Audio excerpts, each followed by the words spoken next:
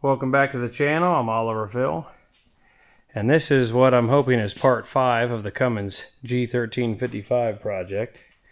As you can see, we've been busy. Andy Ohio MM has helped me get some of this nice sheet metal the right color, and in the meantime I have got the front frame rails done and did a little touch up on the front frame while it was off, the steering.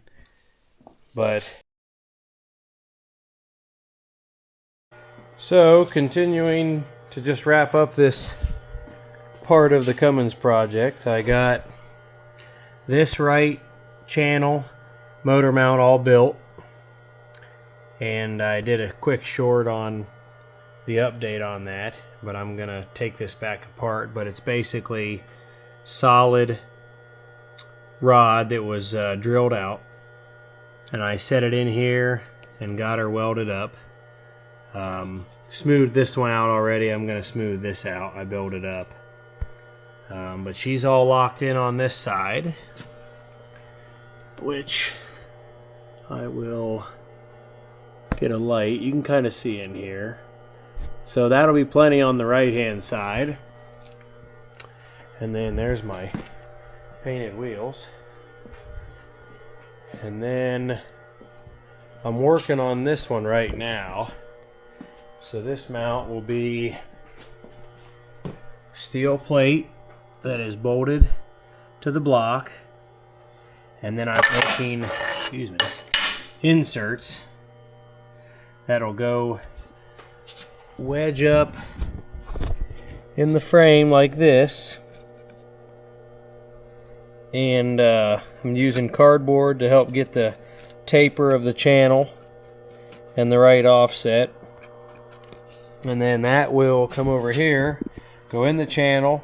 I'll turn the bracket, and then where that lies, I will weld it to this plate, and then weld it to the channel frame, and then I'll do another one. So there'll be 2 of these in here, which I'm pretty much there now on this one. We'll take a couple thousandths off on the mill, and then that one will be ready. But on this side, of course, it lands right where maybe one of them doesn't. Right where the bracket goes in above the channel and holds the 2, what I call like a little wishbone mount. So I'm going to have to, where this sits in the channel like this, going to have to notch out the difference in this plate. So, and this angle kind of has helped me using that to give me the top and bottom. So it's a long process of just making sure it fits snug as possible for welding. And then I also take this digital angle gauge, and I keep setting it. I have these spots marked on the frame, so I always check it in the same spot. So I check it, then I check it here on the motor, which I didn't mark to put it in the same spot, but I'm a 2 there, and then I believe over here 2 to 2.1. That could be a little bit of paint that's underneath that. So keeping the frame and the engine in line with each other here, and that'll be good for this application. So that'll help me not put any extra added stress on the block or the frame or the mount by using that digital angle gauge. So it's a process. I'll get this put in the mill and take just a teeny bit more off and try to fit it, and we'll get you back when I got the process in there. It would just be a lot of video if you just watch me go over to the mill, take a little bit off, come back over, try it, cut this piece of cardboard, fit it in there, try it. Didn't work, grind it a little bit. So I'm just trying to segment it out a little bit and save you guys just mindless watching me grind or something, but trying to answer questions that may come up because it is all custom. There's multiple ways to do this, but this is the route I'm going. We're gonna all see how it does when I'm done. But once I have the 2 frames done, these are gonna go get blasted and painted. Might as well have those painted. I'll do whatever touch up I can back here. I did get the remotes all sealed and sandwiched back up here correctly. So all I got to do is just connect my levers. But the remotes are all back up. So this will be a 3-lever system, 3 remotes, and we'll see how that goes. But I'll get all this painted with aerosol, which best match that Andy has come up with, and I agree, is the Case IH Federal Yellow. This part number is being replaced, but it's part number 991098, and is in Nancy. It is a great great match, or I should say good enough. So we'll see how this mount goes, and I'll catch you guys back. So I got the second part of my mount here, cut out in cardboard. Got it fitting real good. Got my marks on this plate, and I'm going to take a little bit off with the mill here where it's going to be against the frame, and then I'll take the probably chop saw this off here or grind it to my line, and then the taper. But it's really hard to get you guys in there, but let's see what happens here. At least you can see this.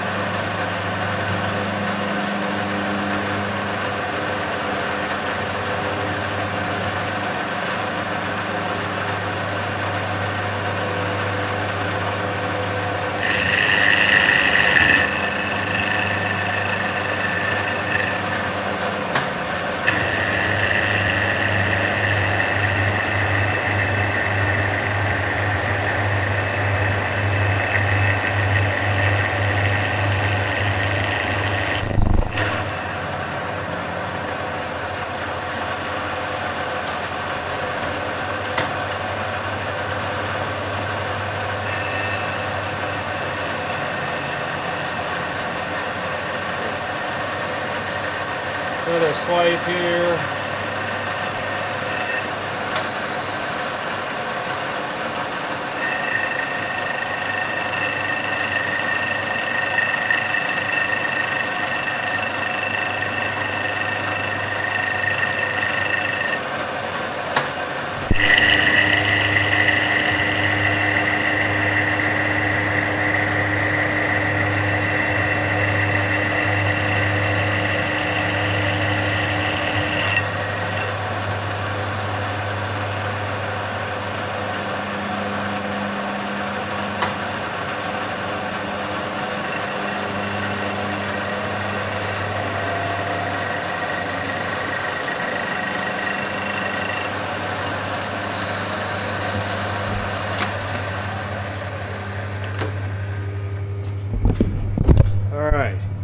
So I got that flattened out and took out the material I needed. So now I'll get the top and the bottoms tapered up, and we'll see how it fits.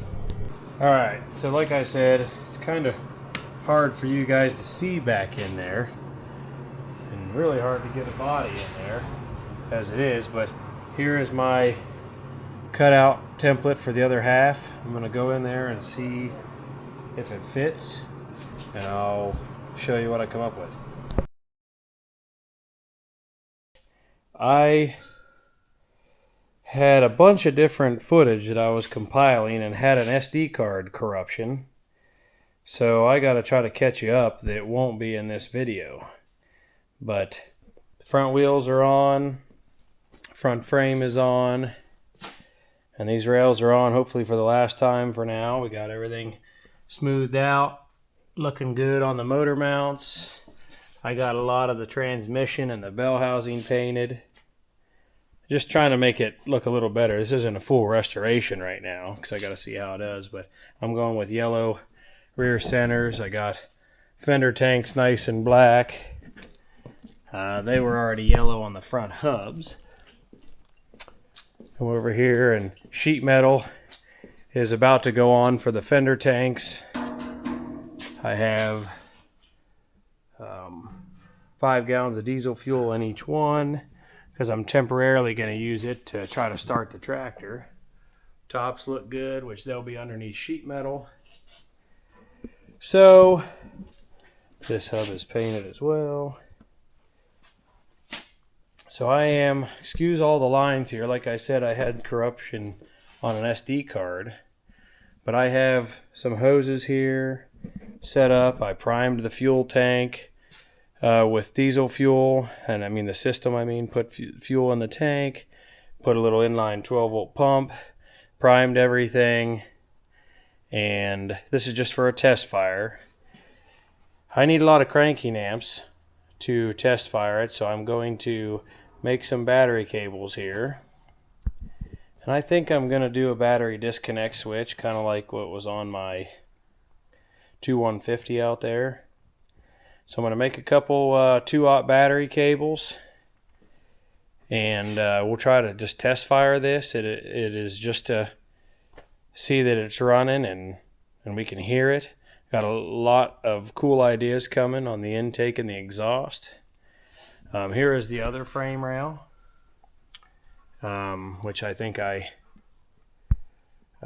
touched on a couple different times, but I like to just make sure I show how I did it. And this is the step I'm running with, so I'll get these cables made here, and I'm going to bring you guys back to see that, and then I will show you how I'm going to mock up and do the main fuel tank.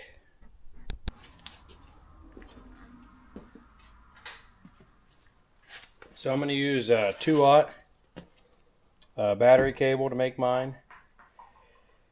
And I take the fitting, or the end here, and I make a mark. I thought I had my silver marker, but make a mark here. Oh, here's what I usually use. A little easier to see. But then I just take a razor knife and walk around it. And then I use all black cable because, again, if you haven't seen my other videos, I just phase with colored heat shrink, so I don't have to worry about stocking a bunch of different cable. So I got that stripped back. I make sure not to cut any of those wires. There we go. Fits good. Nothing really closed there. Then I have a hydraulic crimper here, which I'll show you this one, and then I'll show you another method I use. So this one I usually have my service truck for portability.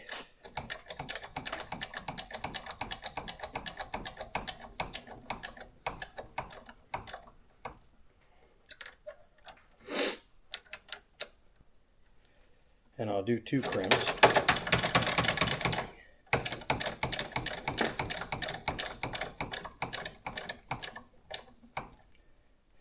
And then sometimes it's easy to go a little tight with this one, where you get a little flag, which I usually buff that down so it's nice and round.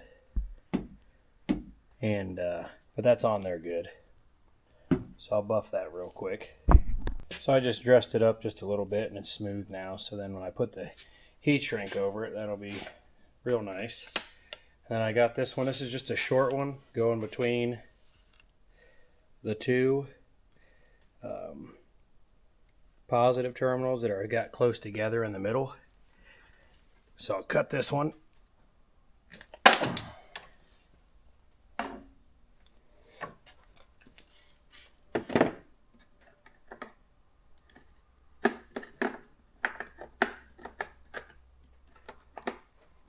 Same thing. Already marked where it needs to be. Using the old one.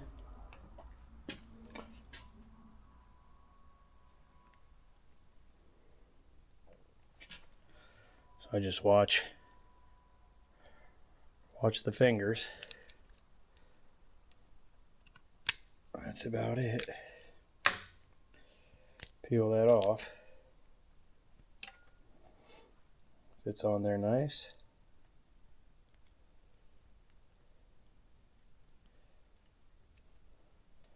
Got to fix it to where you get all the... Try not to lose any strands.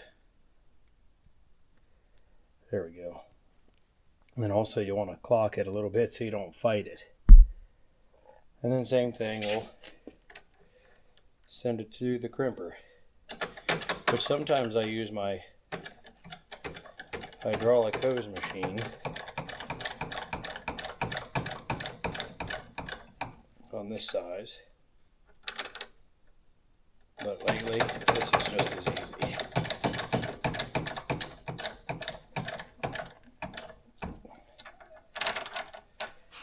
So, nice tight crimp, dress it up, and then we'll heat shrink it. So I got the heat gun warming up. This is a positive cable. So we'll hit this with some heat.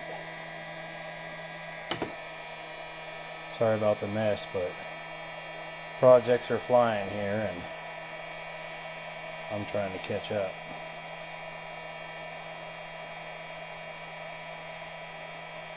Excited to hear this thing run since we did the engine repair.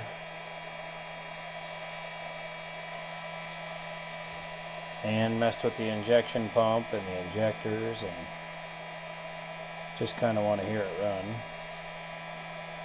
Helps motivate me to finish it. I think we have all the exhaust components ready. And stuff to make the custom air filter box and intake to the turbo, and from the intake to the turbo.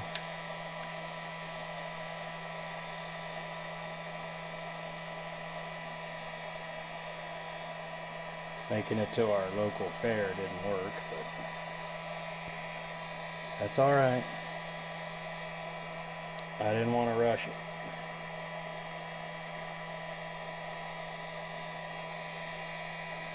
And now that harvest is here, I don't think rushing it's going to be an issue because I just don't have the time.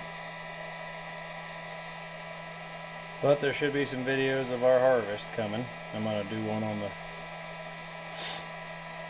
that, I'm sure.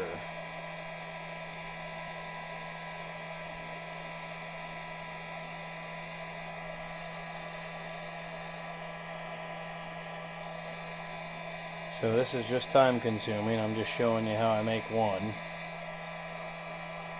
And then I'll finish making them so you don't have to watch me make all of them. But I'm going to do a disconnect switch. I thought about not doing one. I'll do that on the ground side. I've done it on the power side and the ground side. Older stuff, it doesn't really bother me as long as you can protect it. But typically I shoot for the ground side. Especially with computers on newer stuff. But if it's on newer stuff, you really got to make sure you're killing all the ground and it isn't grounding anywhere else. Or you can have a computer partly still energized. But this thing, as you know, has no computers. Alright. So there is one. Come over here, and it is going to connect the battery from here to here. I have to contort this with my hand. So there we go, and then there'll be a positive from here under the fuel tank and over to the starter. And then I'll probably do my disconnect here where I have it on the other white, 2150. So let me get those laid out, cut, crimped, heat shrunk, and then I'll bring you guys back to show you that. So here's what I got for cables so far. Got a negative here, negative coming off here. There's my battery disconnect switch. And I have those looped down and around, and they come down to this disconnect switch. I have these jumper cables temporarily grounding my starter because I had to order more cable. I'm going to take a ground from the starter to the frame as well. So that's what these two are for now, just temporary. And then there's the positive, comes across, right across the bell housing here where I did 2 insulated loom clamps, keep everything nice. And I went ahead and I have my hydropower and the new hydraulic line that helps eliminate the lube pump looped right now. And then goes to here, over to here, which would go to the cooler. Then I also have my steering line. This is coming out of the orbital motor. It's capped just in case I turn them. So I'm gonna see about getting this to fire up. So let me get you set up. And I also did oil pressure gauge just because I do not have, I have a sending unit for the light and the gauge, or vice versa. I can't remember which one's which at the moment, but I think this one's the gauge and this is the light. But basically I have not wired those up yet. I got to do the wiring now that I have battery power. So in the meantime, I got an oil pressure gauge just so I can verify. So let me get you set up here. So I cracked a couple injector lines, got my 12-volt pump going.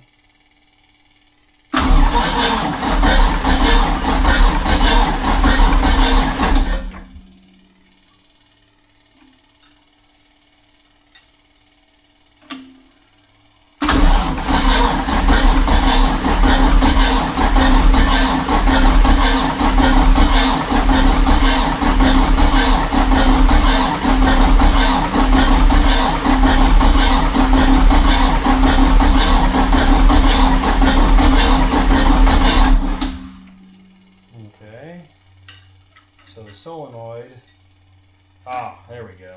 Gotta flip my lever.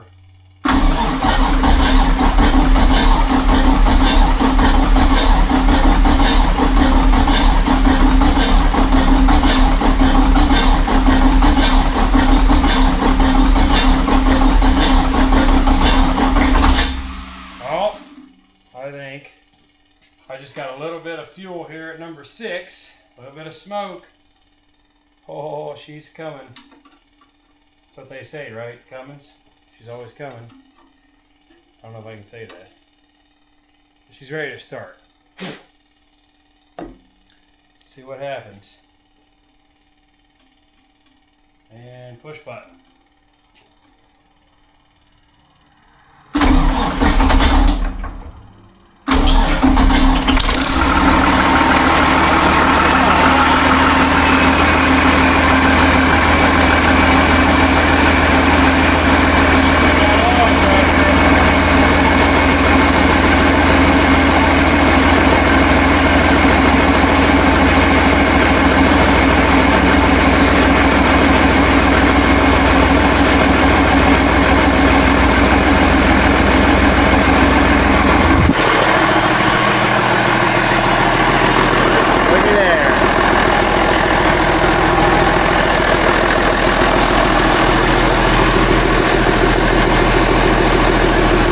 Good oil pressure.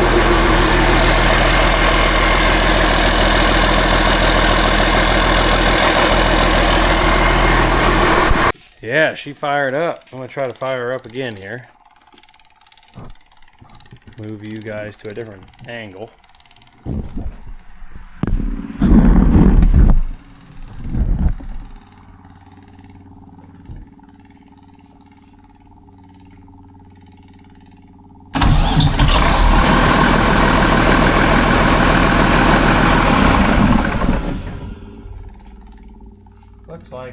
a problem.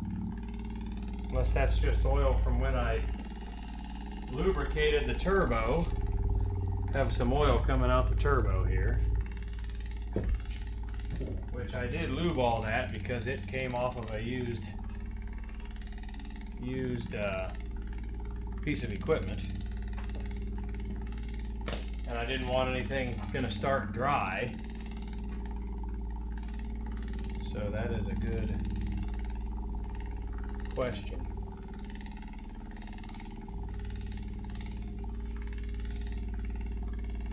So let me get all that cleaned up and try this again.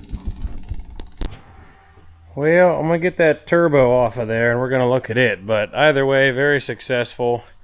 No misfire. Great oil pressure. So I'm happy with the valve job. Happy with the oil pressure. And the number 6 sleeve and piston so far. Obviously it's way too early to determine that, but I'm sure everything is going to be alright. This was a used turbo and manifold. I need to pull this turbo off anyway in order to flip it, because on a combine it's turned around the other way and it's more wider, and I need it to be narrower for the sheet metal. So I was going to flip it anyway, and I'm going to take it apart and take a look. It doesn't seem to be holding its oil, so not the end of the world. Worst case, I'm just going to go ahead and get another turbo coming. And just add that to the list of budget builds. But we can take it apart and see what we find. But I'm real thrilled that it runs. I didn't have any other leaks in the short while that it was running. I have a radiator still to do. Get the sheet metal on. But that tests, by getting it ran, that tests my brand new injection pump, my timing, the brand new injectors. I just make sure all that works. I still have to do all the wiring that I'm going to do on it. I got the shutoff solenoid here that I still got to wire in. Means my lift pump's working and doing good. I got the fuel system primed. So all that's good news. I got battery cables. I just got to, when I get the other cable, I'm going to make the ground for the starter, but I'm happy with that. That looks great, and that'd be covered. I'll service the 3-speed fluid and filter. I did a new filter on the rear transmission, which I'll check all that fluid. I didn't have any leaks from my hydraulic lines that I eliminated to do the new lube pump delete. So I'll top off the hydraulic fluid, and once I get this thing running, I'll service the hydraulic fluid. I want to check for other leaks and whatnot. Yeah, all in all, I'm real thrilled to get it running. I've been messing with getting a seat put on this because, again, they were prepping this for a cab. The downside, so I put the bracket on here, and there are differences in seat frames, coincidentally. And I will show you. This is the one I have. I was fixing this seat because, again, this was my budget build. I grabbed parts out of the barn. This back roller was broken. If I take it off, you can see I put a new pin in there, and I just use 1/2-inch pins and then knock them into the back and weld them in place. But the thing about this frame is, has a bracket comes out the front, which I believe is for the cab. This bracket needs to curl under and have holes back here in order for these holes to line up with that back bracket. So there is a difference. There's quite a few different part numbers, and I'm sure this one is for a field boss with a cab. But I'm going to see if I can bend that bracket around and make it work instead of going searching for a bunch of other brackets. So I'm also going to see if I can get that done. Alright, went with something a little bit easier for me. Found another seat frame marked 1955, and I got it tested, and I just need to clean it up and we'll paint it black, but it is going to work. That bracket is bent the correct direction and it'll bolt on, so that'll get this seat assembly back together. So I'll wire brush this and get it painted. But that being said, since I don't have time to paint, I'm going to move over to getting this turbo off. There's some other things I want to check. You know, is the oil able to get away from the turbo fast enough? You know, so they tell you, you know, make sure it's not this tube isn't kinked or at an angle right away, and then maybe it could even, since this was a used manifold and it sat for a little while, maybe it's plugged on the drain here inside the turbo, which I thought I checked. But either way, I needed to pull it off anyway and get it flipped around. So I'm going to get you set up, and we're going to get a torch, and I'm going to try to heat these nuts cherry red and get them off. Get this oil supply line off the top here, 17 mil. Which clearly that's been working since it has oil coming out of it. And then I think we're 10 mil on the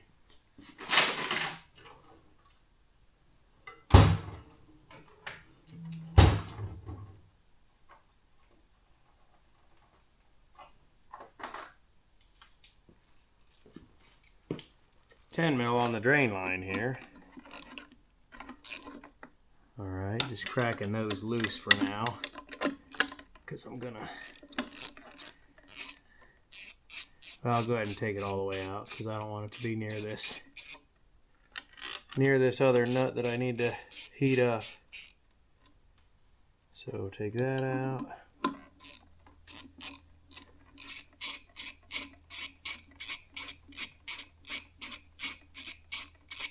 So many different parts of this project that I find myself bouncing back and forth from. But that's kind of been that way my whole life, so if you don't struggle from bouncing back and forth from project to project and different parts of the project, I'm happy for you, because I do.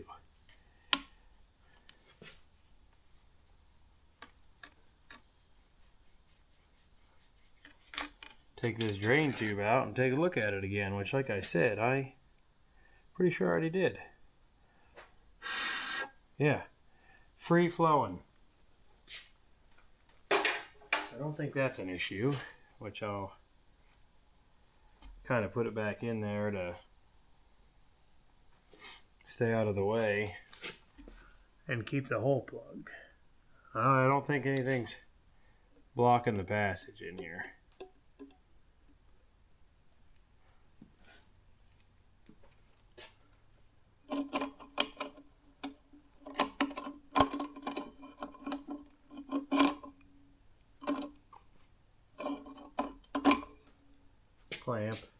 Clamp it. All right, so let me heat this up.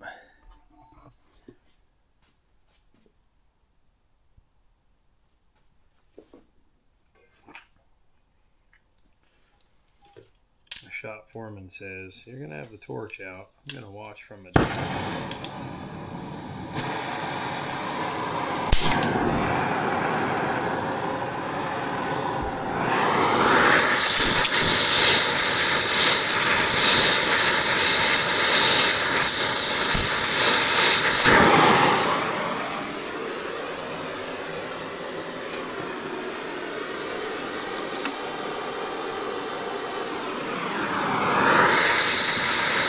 Don't be afraid to heat these up.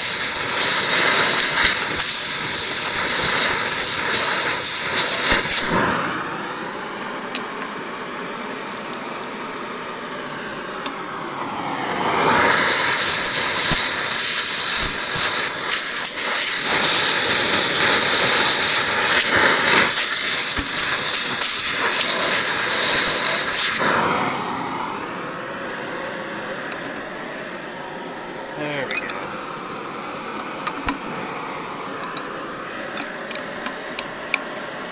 Takes the right amount of heat.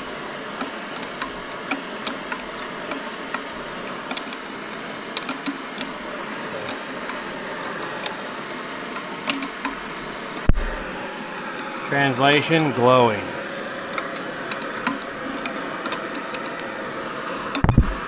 Oh, gotcha.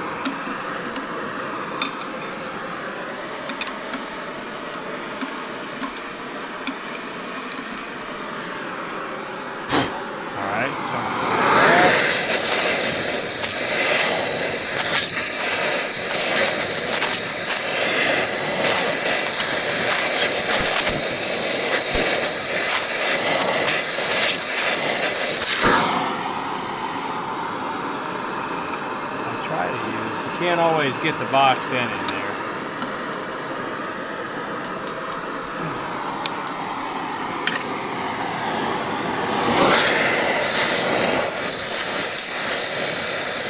So I'm just heating the nut, which everything's going to get warm, but trying to expand that nut enough to break the connection between it and the stud. There we go. That's what we want there.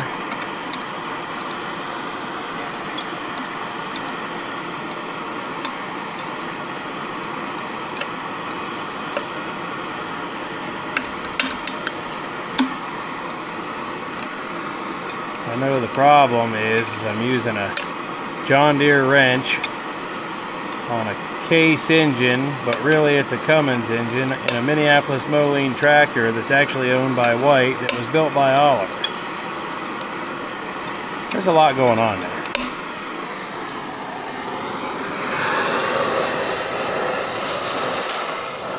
Try this one. And I try to make sure I wear safety glasses, because any chance you can get something in your eye, good chance to wear safety glasses. And I have everything cleared to my left for the torch, so I can just angle it away and not have it shut off.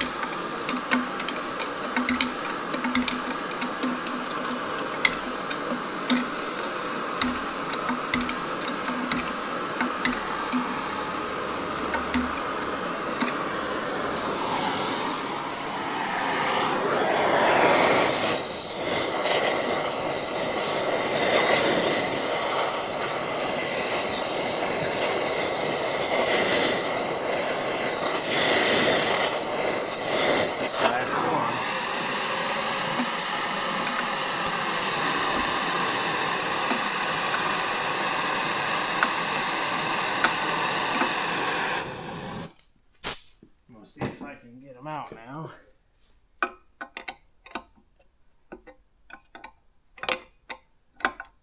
And you got to work a little quick, but usually once they're moving, you're good.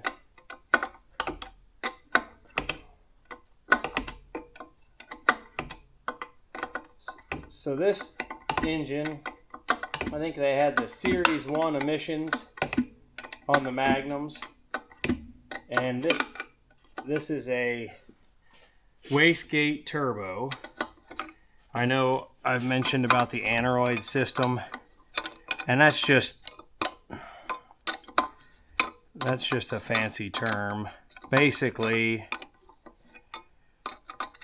this thing is vacuum controlled wastegate, and the benefits of keeping it on this instead of going to a straight turbo with no wastegate is that we'll have better boost at lower RPM as far as how fast it builds, and then with it being tied into the vacuum from the intake somewhere, it also won't let the boost get out of control, because as more vacuum is put on the actuator, or it's a vacuum actuator, I guess, to the wastegate, it'll eventually, as more vacuum pulls on it, open up and let some of that boost go. At least that's the best way I can think to explain it. There's a lot more technical terminology probably, but that's the best way I know how to explain it. So I'm going to try to keep this design turbo, I think, with the wastegate.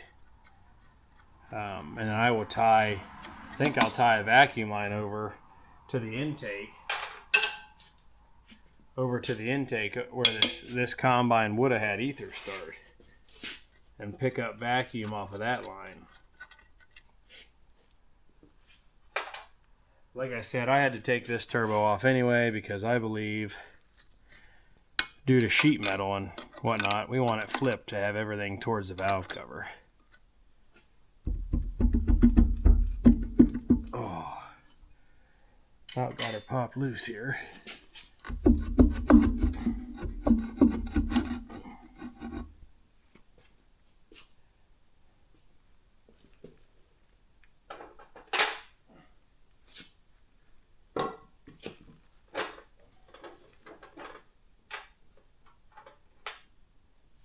And what was real nice about that is, as you saw, I didn't drop the nuts down in the manifold. Really thankful for that. And then also there is a gasket here, and there's two different types of measurements here, which I need to take.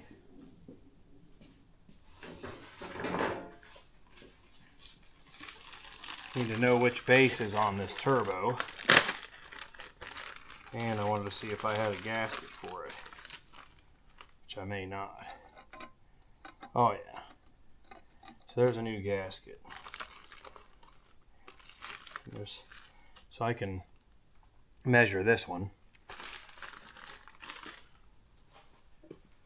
So we got the turbo off of there. That didn't go. So moving on from the turbo, I do have a new one coming. I'm just going to get a newer aftermarket turbo, and we're going to see how that goes. So we'll touch base on that on another video when it comes in. I slowly have been messing with wires and getting gauges and hooked up. I got to do the oil. I'm running oil pressure light and the gauge. So this is the factory buzzer that should come on with the key on. So we're going to make sure that works. Get a couple things straightened up in here, maybe check lights, and then I want to be able to get the main fuel tank set in here. Also throttle linkage. I feel comfortable messing with the throttle linkage now, which might be an endeavor all on its own. And then I want to show you guys the platform design difference more in depth, where I will unbolt a couple brackets here. It comes back to the bracket that I added here for when you have a dash that does not have the support arms coming out of it welded. There was, again, wouldn't be surprised if I tell you this, another variation. So that way it gets my park brake set up here, and then I can get the park brake wiring figured out for my park brake light. So I'm going to mess with that a little bit. I'm kind of bouncing back and forth because I got other stuff to do. Also on this seat frame, I did find another one like I showed you. But what I noticed they did is there was no place for your stopper block or to put that SMV bracket on the back. So this would go in the back, and then there would be a spot for it. And so I took them off that other one, and I'm going to just weld them back on. I do not know why someone cut them off. So then once I weld that on, then the stopper block can go in. So I'm going to do that, clean this up and get it black, because I'd like to get a seat on there so I can have something to sit on as I work on dash items. So I'm going to get you set up. We're going to get this welded on, and then move on to the next part. Very many parts. Hoping you can keep up as I bounce around.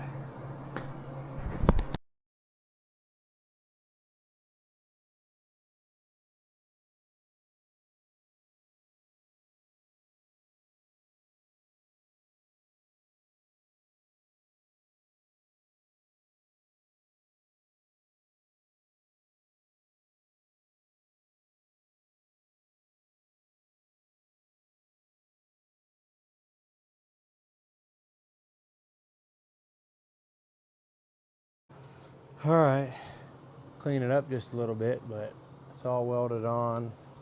It is straight down the track.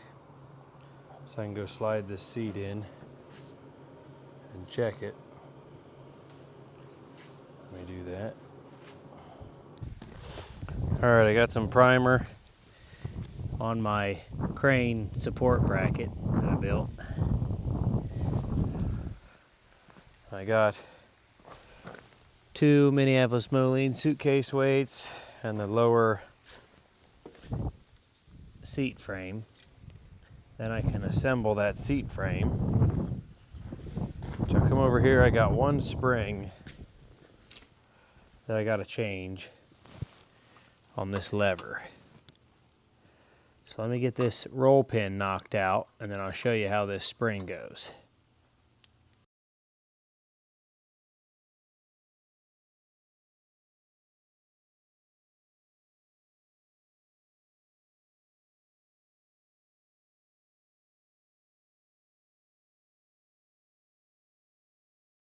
All right, I was able to get that out. Get the broken spring off.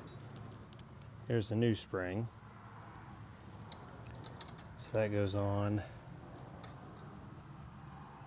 like so and would wrap around. Gotta double check how. I think that's how it goes.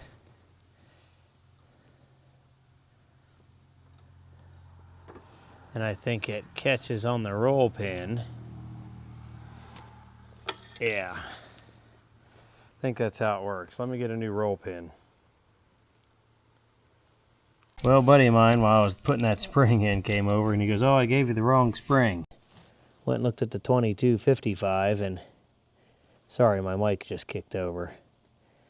So what I was saying is a buddy brought me the right spring. And that's how it should be right there. What broke on mine was this back tab that rests on the inside. So I got her all together. Frame's painted black. For now, I put the stop in the back here. I will put the bracket with the SMV sign. So now I'm going to take this over to the tractor, get you set up, see what it looks like. Get this thing kind of set up here.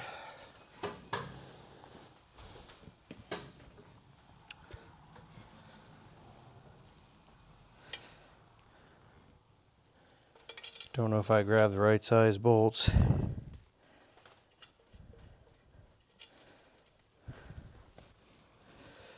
Got one started.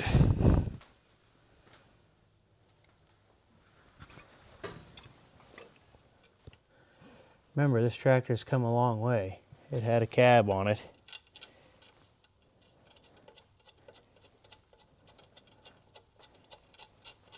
And then it was going to have a white cab, and now it's going back to open station, which require a whole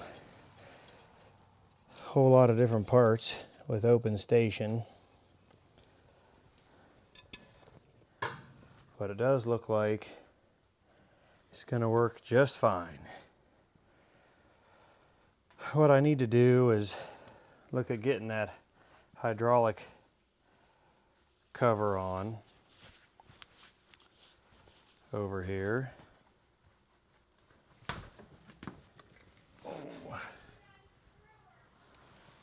So let me take a look at the floor plate.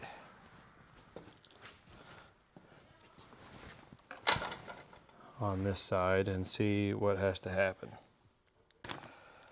All right, so with the seat assembly on up here, I want to see about the sheet metal underneath here and the cover over the hydraulic levers, but in order to do that, I had talked about the different design support platform plates that go here during an open station, and this had this one up under here and would have had rubber, but that was for a 2150 white.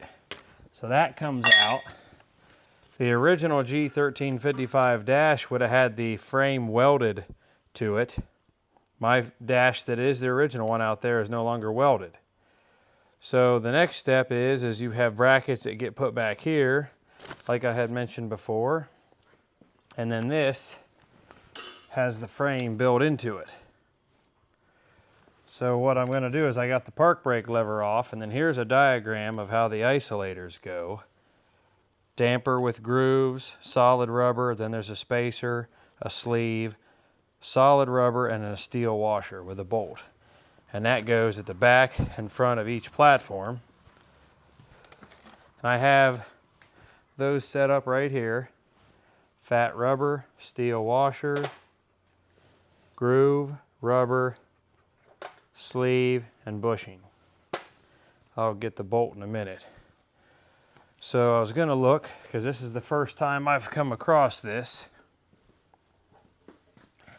There could be things in the way. Might be things I have to bend. Good chance things I have to bend. Because this would go here and have 4 bolts go down into that. It looks like I have a steel line here, probably going to the brake, that is in my way. Well, it's not in my way a bunch. So I might be able to just bend that over some. Because I don't need to come over much. Yeah, so that can move.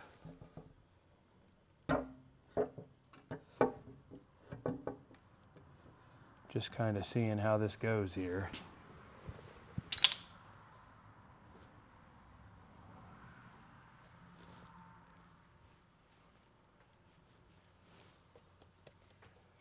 All right, I think it's gonna, we pry the cab up some too. So let me see if I can move the steel line over just a little bit.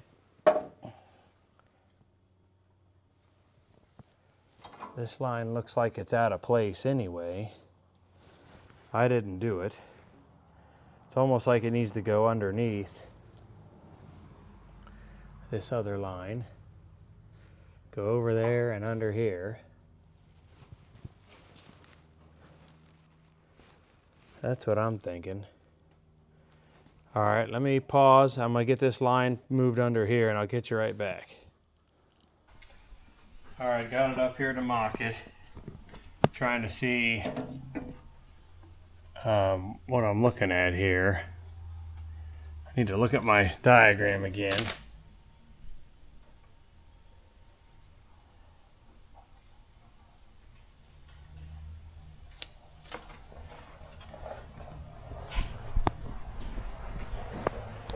All right, well, my wife was filming for just a little bit for me, but she had to go, we had company, but this did not go as well as planned on the diagram of how many spacers, because again, this is not, you know, a textbook setup. I'm kind of making these work, different design, but it seemed like it was too high in the back and not high enough in the front.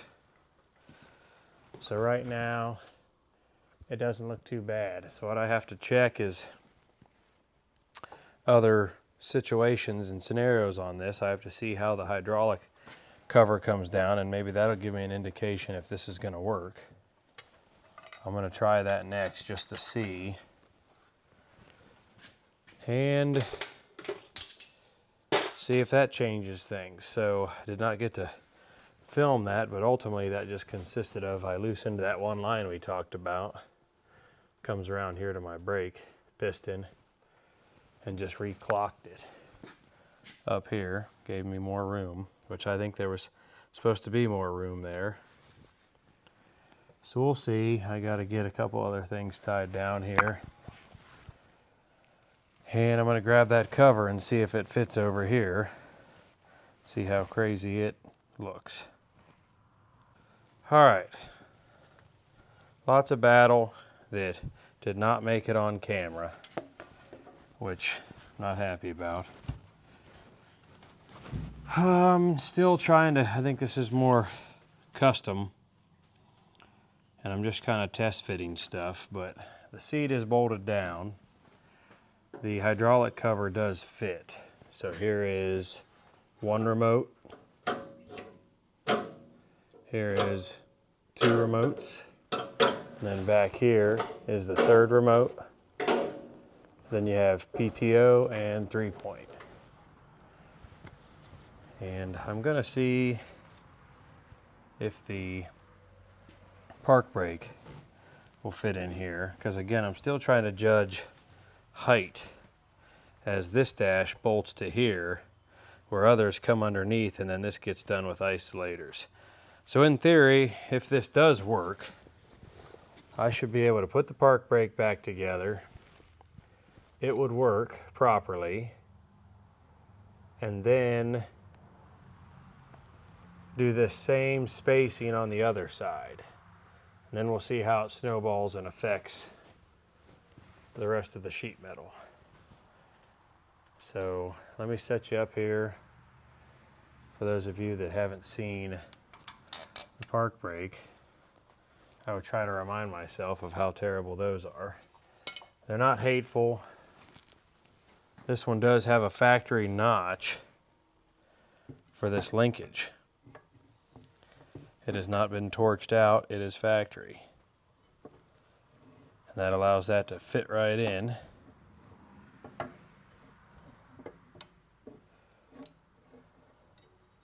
Of course, the can't say the same for the rod up front, which usually I try to just bend. There.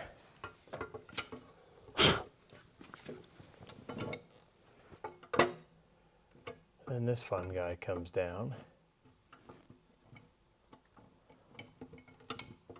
And I have to remind myself every time.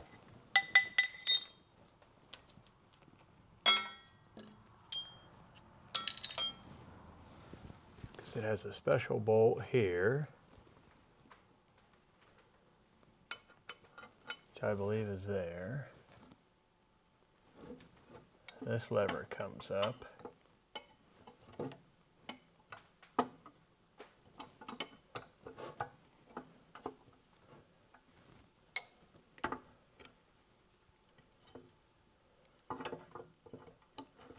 This lever goes through here. Oh, little washer.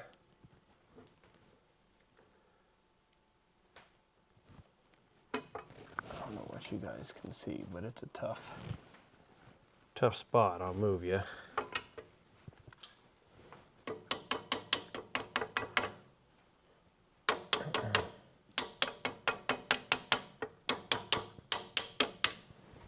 All I was doing there was tapping that washer on so I can get a cotter pin, which I'll come back with new cotter pins.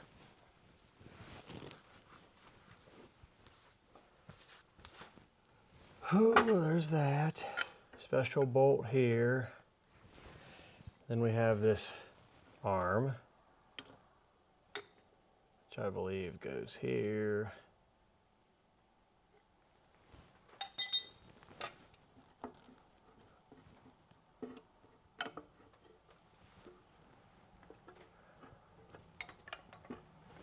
Talk about just taking it apart.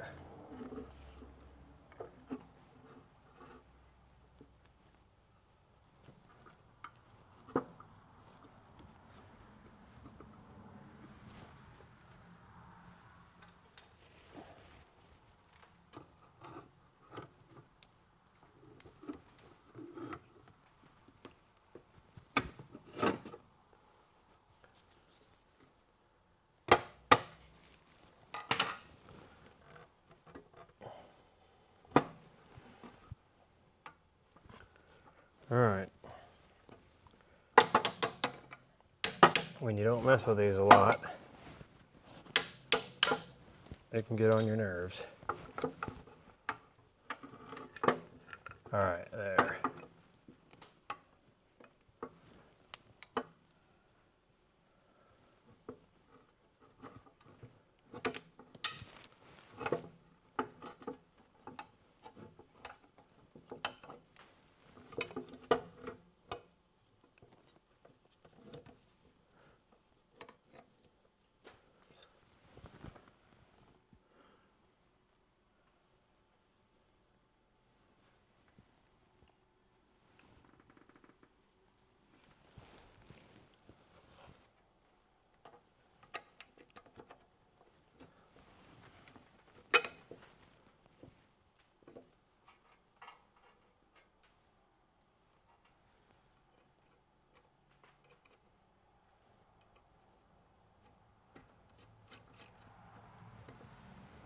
Okay, I think that holds it there.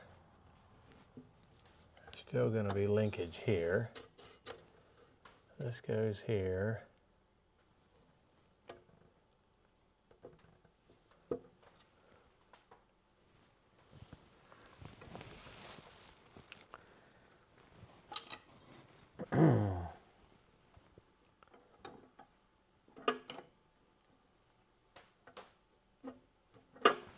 All right. Long bolt goes through there.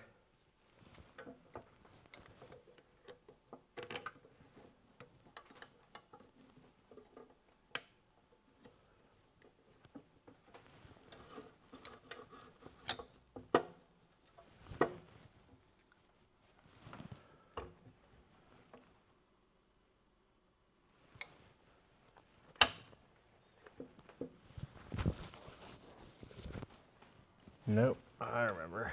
Just takes a minute. Goes like this.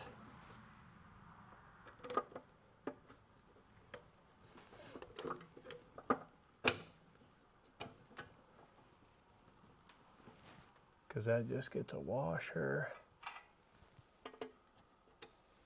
and a cotter pin.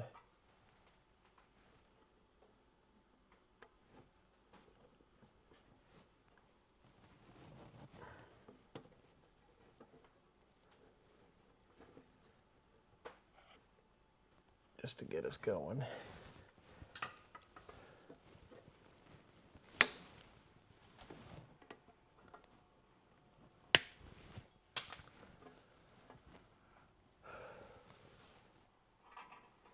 Then on the back side, I believe I got my switch to mount, park brake switch.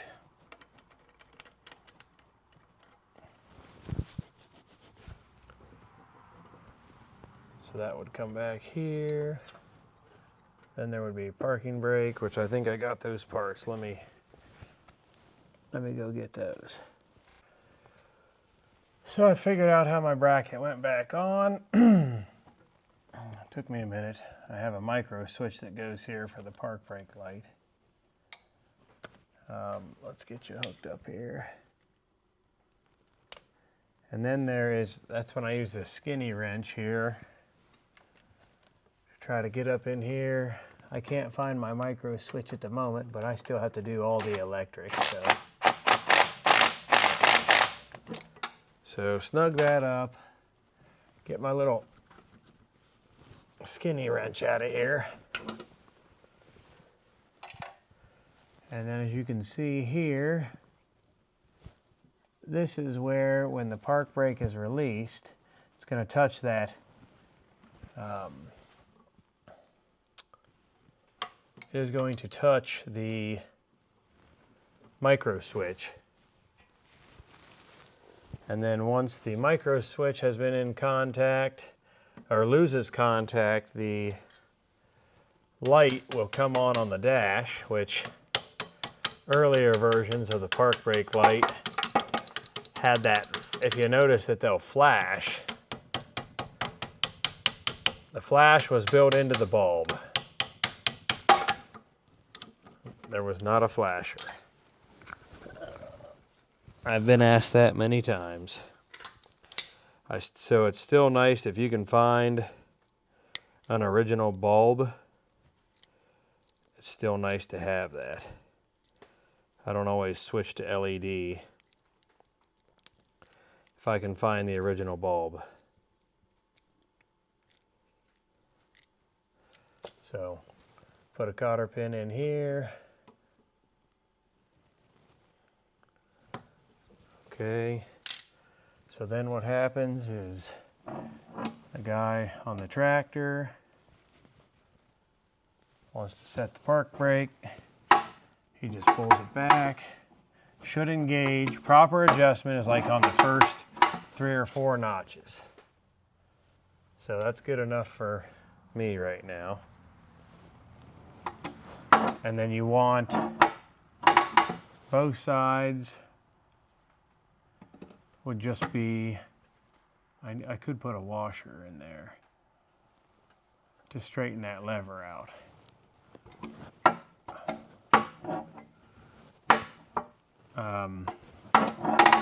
Both sides you want equal when you make your adjustment. The bars here on the side, you just want them parallel. It's a simple adjustment. That is where you take this cap off, and there's a nut in there with a set screw to adjust your parking brake. So, looks like the parking brake lever is going to work with the height of this platform. And we will try how this other side looks. But so far, it's coming together enough. I know there's a bolt under here for the platform, and then there's also one on the inside of this to this side. And there's many different ways on this hydraulic cover. And again, this only helps people with Olivers or whites. I mean, there's a bolt way up in here on the side cover, and then some of these I think were threaded right here where that bracket lines up. And then some of them had a twisted bracket. So let me show you that. It looks like this. And you can see that mine has never been drilled for this, or at least where I got this cover. So when you come inside the back of the tractor here, this large hole would be around here, and it would come up and have holes right there and help support it. You can see this one never had it. Could a guy slide this over and drill and put a hole there? Yeah, and I may do that. Doesn't bother me. Let me set you here for a second. So what you could, there ain't gonna be a lot of pressure on that, but you could pry this open. That piece would be, if it wasn't so nice of a paint job, there we go. That's a good paint job. Getting the dirt off. When you slide this bracket up,